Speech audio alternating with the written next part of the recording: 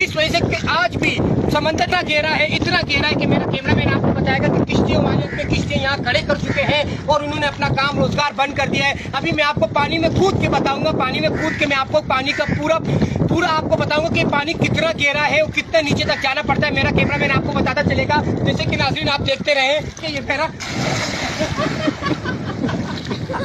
पानी आज जितना पानी गहरा है और पानी की शादात इतनी हो गई है कि यहाँ पे आवाम को परेशानी का सामना करना पड़ रहा है। और देखिए पानी की लहर इतनी हो गई है कि यहाँ पर आज भी लोगों को तूफान का मसला चल रहा है। और मैं आपको किश्ती के पास चल के बताता हूँ कि ये किश्ती की लहर देखे आप और थोड़ा सा आवाम आपको नजर आ रहा होगा, पब्लिक यहाँ पर चल रही है और मेरे साथ यहाँ पर कैमरामैन आपको बताएगा कि पब्लिक बैठी हुई है और यहाँ पर जो मसले मसाइल हो रहे हैं उन मसाइल का यही हल है कि पानी कितने देर